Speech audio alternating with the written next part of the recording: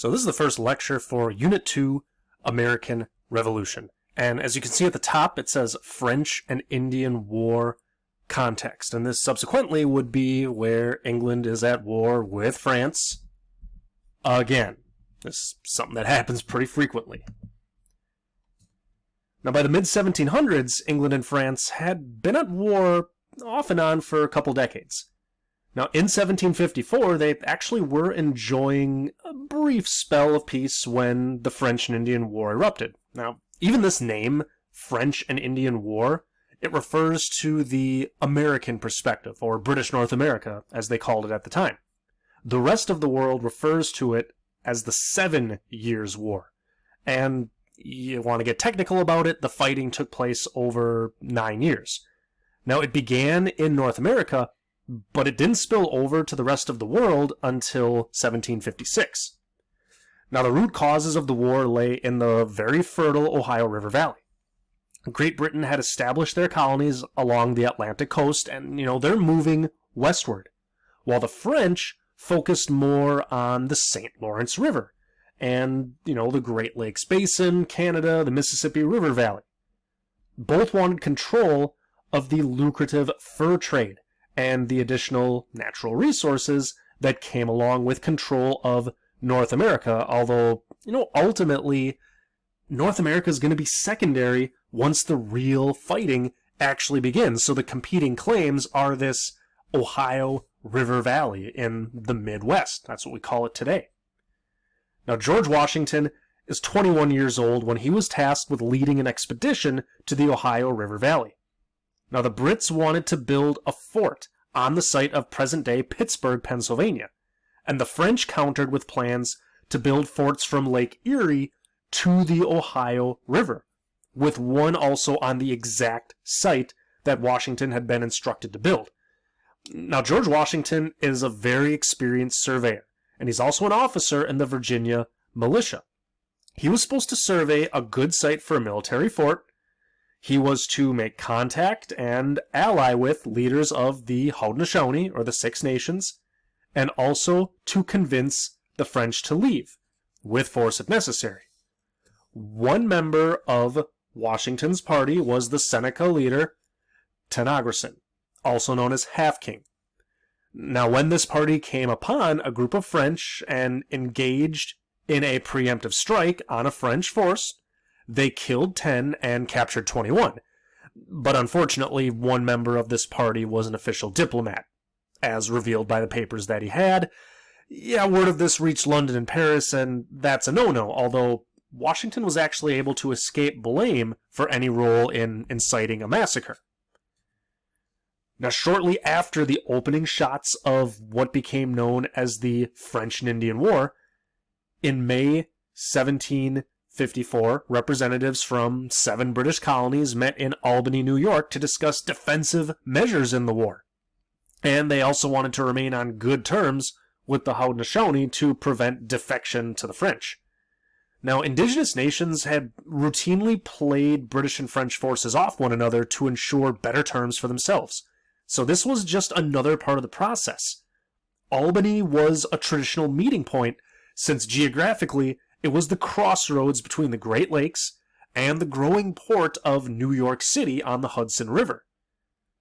Now, Ben Franklin and Thomas Hutchinson of Massachusetts proposed what was called the Albany Plan of Union. And their thought was that a general government would consist of elected congressmen based on colonial population and wealth, and they would handle things like defense, along with a leading executive.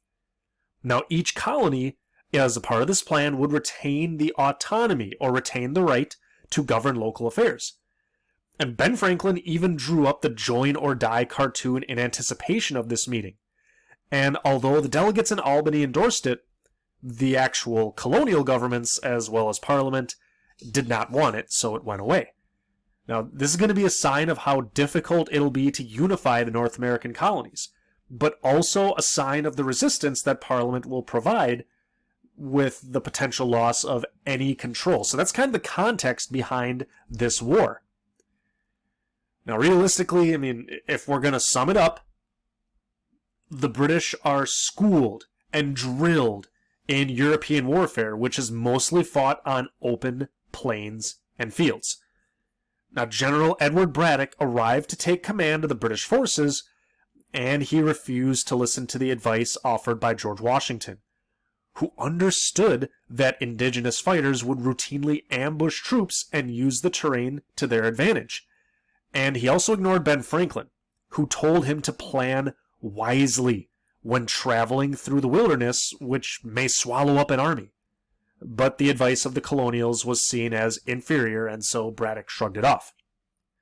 Now, he tried to continue to form lines of men when fighting, as well as continuing to level hills and erect bridges across bodies of water, instead of just pragmatically pressing forward. Washington was actually serving as one of Braddock's aide-de-camps when their force was ambushed 10 miles from Pittsburgh, and General Braddock was killed, along with 2/3 of the British forces, along with 70% of the officers. Now, Washington had bullet holes on his jacket and 2 horses shot out from under him, but he emerged unscathed, and so his star is not only on the rise, but this British mystique, this idea that the British are invincible, a lot of colonials really began to question this. Now, fighting would continue in North America following Washington's experience, but North America is not going to be the focus much longer.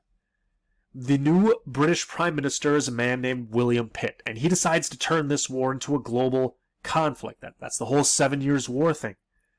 He wanted to deploy more armed forces to Europe, where the Prussians would assist against the French, while also deploying the British Navy to targets in the Caribbean, to West Africa, South Asia, and the Pacific. Now, Spain is going to enter the war because they are going to view the success of the British and believe that the old balance of power is being upset. But they're going to lose Manila and Havana, among other possessions. Now, with the successful British assault on Montreal in 1760, Britain had essentially won the war for Canada and subsequently North America because, again, this is a region they really care about. The peace treaty is not going to be formalized until 1763, but this will end all major campaigns on the North American continent. Now, the Haudenosaunee considered the Ohio River Valley to be their property and would attempt neutrality, but they heard reports that the tribes that were supposed to be subordinate to them in the region were using the conflict as an excuse to resist their rule. So even though the Algonquin and northern Iroquois tribes like the Huron sided with the French, the Haudenosaunee ended up siding with the British.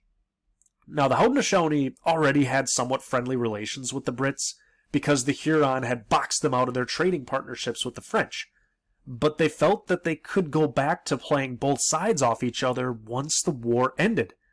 They didn't foresee that once the French were eliminated as a foreign power in the region, the British are going to be free to impose their will without any counterweight. So to a degree, that's how the major fighting comes to an end. Now, the Treaty of Paris is also referred to as the Peace of Paris. The ultimate goal of the Treaty of Paris, signed in 1763, was to redistribute the lands that were disputed in the 7 Years' War. Now, the basics are as follows. France loses most of what's called New France, but they keep what matters to them. Lucrative islands in the Caribbean: Guadeloupe, Martinique, St. Lucia, Saint-Domingue. Spain loses Florida to the British, but they get Cuba back, which includes Havana. The Louisiana Territory was also ceded to Spain in a secret treaty with France, but the land was seen as a money loser, and Spain believed that it could serve as a buffer against growing British power in the Western Hemisphere. Now, England gets North America, and they used this opportunity to resettle many of the French Canadians, known as Acadians, throughout their American colonies, but many just went to New Orleans because it was expected to remain a French possession. Now again, the French are willing to give up their North American claims because what counts are the sugar plantations in the Caribbean. That's the moneymaker, that's what matters. Now before this, Britain and France both had a presence in India, And they did gain back factories that had been lost, but, the British government had a presence there. France had to support this position, and Britain also gained Gibraltar, which, again, that's a choke point between the Atlantic and Mediterranean. That's what matters. Now, England is now the new empire, so Spain and France are going to retool their militaries to prepare for the next conflict, because England's kind of this upstart. They're viewed as getting a little too big for their britches. So Spain and France are simply going to bide their time. Now, this is technically before the war ends, but in the early 1760s, a movement arose in the Ohio River Valley and beyond, and the Ottawa chief Pontiac is the most prominent and visible leader, so this becomes known as Pontiac's War, or also Pontiac's Rebellion. Now, he advanced the beliefs of a prophet who spoke of how to shun the material advances of Europeans in an effort to eliminate diseases and just return to the old ways.